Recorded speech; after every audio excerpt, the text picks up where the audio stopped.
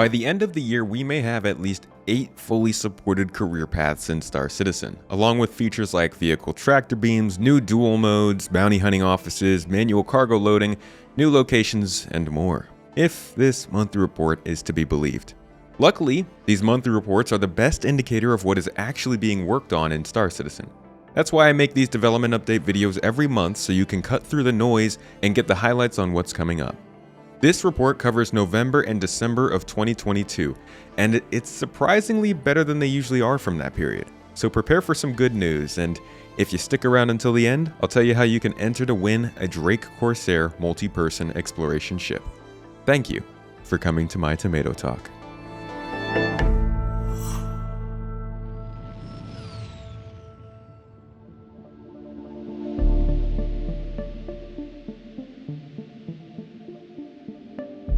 On the AI tech team, a lot of work has been going into expanding AI navigation capabilities from the Planetary Navigation Edition last year.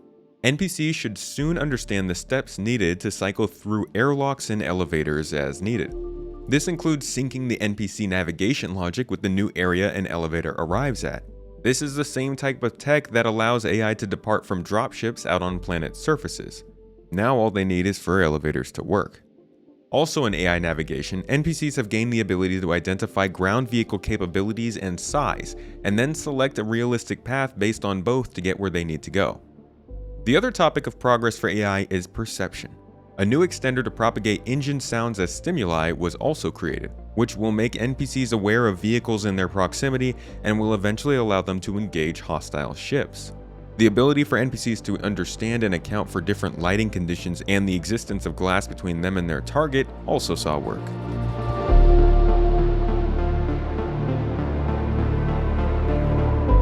The ship art team finished up on some ships like the Drake Vulture and Corsair in the last couple months and began white box work on 3 new vehicles. There isn't a clear indication of what these could be, but we do know the UK team has begun work on the Crusader Spirit series as well, likely due to arrive this year. The team also finished up a lot of white box work on another ship and began work on a previously unannounced small ship. Keep an eye out for more info regarding all these new ships over the next few months.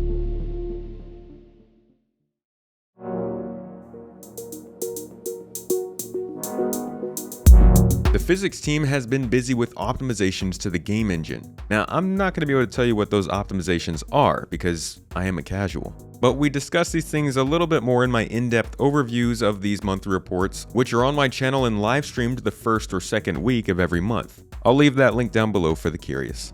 As for the game renderer itself, the Gen 12 pipeline hit a major milestone, moving default scene rendering away from the old CryEngine renderer and into the CIG made in-house renderer.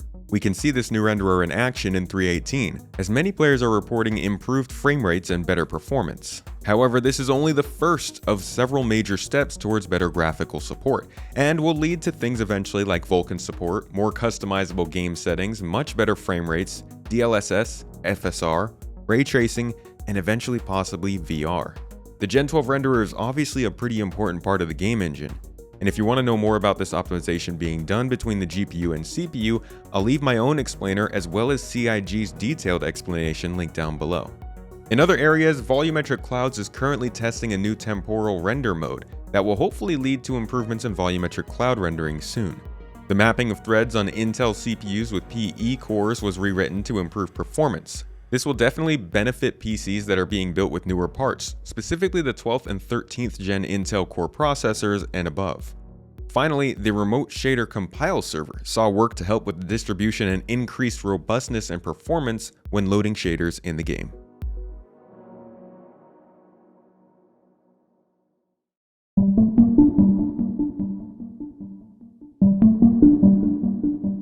On the Arena Commander features team, work continued on the racing features we see coming in 3.18. Along with adding the initial feature, work began on creating custom checkpoints and signs for each racetrack and updating the already existent Arena Commander tracks. The team also began investigating the possibility of adding turrets into these Arena Commander modes to liven up the battle either for or against the player. They also worked on a way to more easily turn locations in the PU into some of these closed arenas, which will allow players to practice safely in locations that they would normally have to fly all the way to in the PU. The team completed work on a system that allows for easier custom game modes to diversify the fighting in Arena Commander as well. Death camera improvements were worked on, and a newly updated game mode in Arena Commander submitted work and will be revealed to us in the coming months.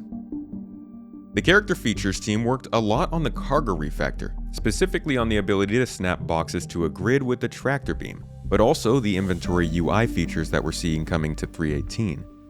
In-game features, a lot of work has gone into hull scraping, the first component of the salvage profession coming in Alpha 3.18. They also continued on resource management, life support, and artificial gravity.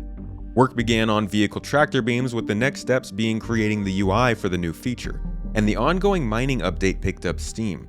As the first profession with any real depth in the game, mining has faded from focus quite a bit over the last couple of years and is in need of an update. The team is currently underway on a balance pass on the ships used in mining, the Mole, and the Prospector, the lasers and components needed, and the resource scattering around the star system, bringing more variance to mineable locations in support of crafting and exploration in the future.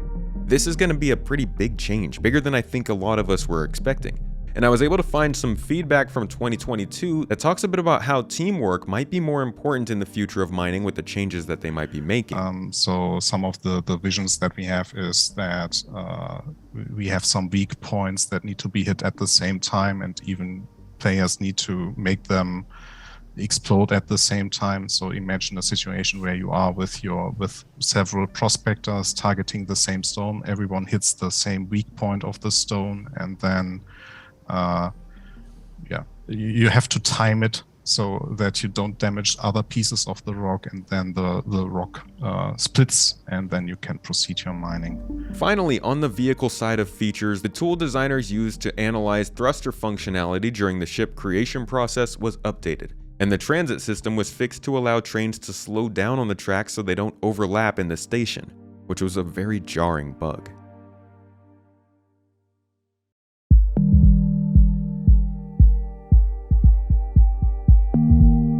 The in-game branding team is currently putting a lot of work into updating signage around Area 18 for the upcoming revamped new player experience.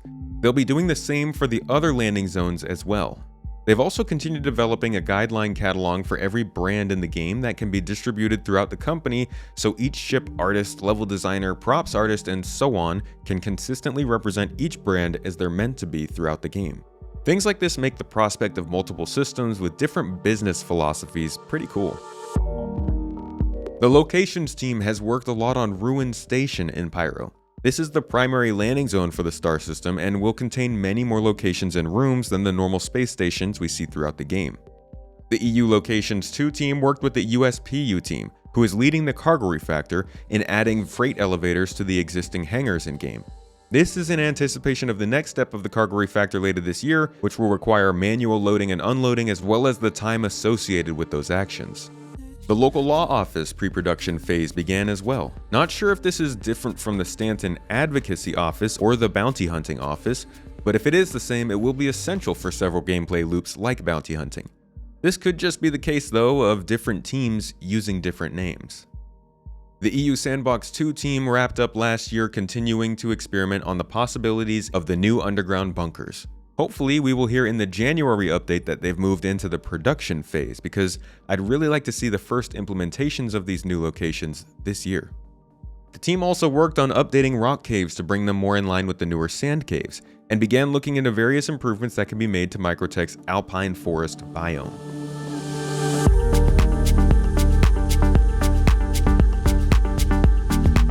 The narrative team, as we now know, are focusing more on in-game content than their weekly lore posts on the website, and they've been busy. They've started planning new mining and salvage missions for the contract manager. The former is something we've been waiting for at least 4 years, and the latter is a great surprise. Alongside this, work continued on the investigation mission types we started hearing about at CitizenCon, which will give players more non-combative missions based on perception and evidence gathering. The team also discussed sandbox-type missions that will spawn as optional activities that players can encounter when moving throughout the game. Something we've seen plenty of in other games, but could be interesting when paired with probability volumes and the quantum simulation.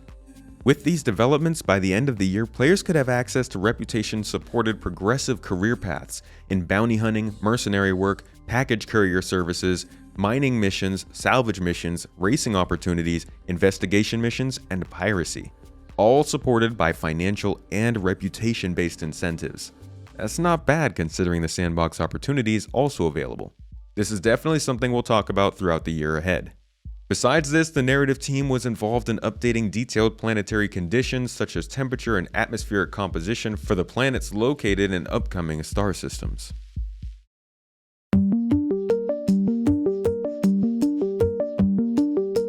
The tech art team recently completed a dirt and wear pass on the ship cockpit glass to hopefully help clear up visibility issues.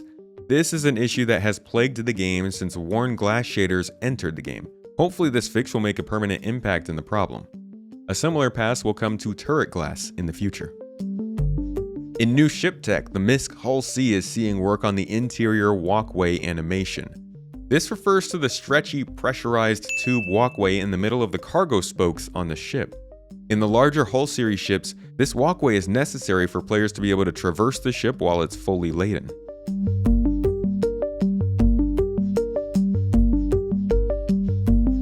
I will be combining the online services, live tools, and web platform updates into one section from here on since they're so closely related. The online services team spent much of the end of the year on 3.18 and persistent entity streaming, but also put a lot of work into getting the new character repair tool ready. This will replace the character reset tool and allow players to repair just the broken part of their character without resetting all of their progress and items. A welcome improvement. The web experience team at Turbulent focused on reworking the initial new user flow when it comes to things like buying a starter pack, entering the game, and downloading the client. This will go well in line with the in-game new player experience to make picking up the game easier.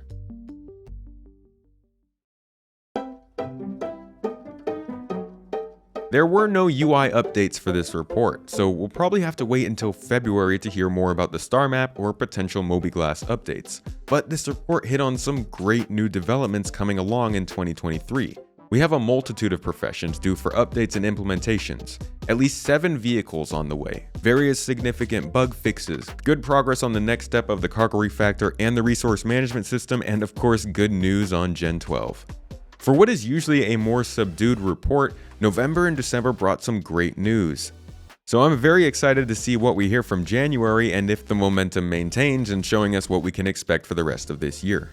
Don't forget to check back here in the 3rd week of February to get the updated outlook on the year ahead. And make sure to keep checking my videos between now and then for secret codes to get you more entries into my Drake Corsair giveaway. That's right, there was one on this video, so if you missed it, try to go back and find it. The ship itself comes in at $250 in value and is a great vessel for you and a few friends to explore and pillage. So if you're looking for a long-term ship for Star Citizen, check the link down below for all the ways to enter the giveaway. And if you want to see more content, subscribe here and check out my second channel for gameplay, podcasts, and commentary. I hope you learned something in this latest monthly report, and I'll catch you in the next.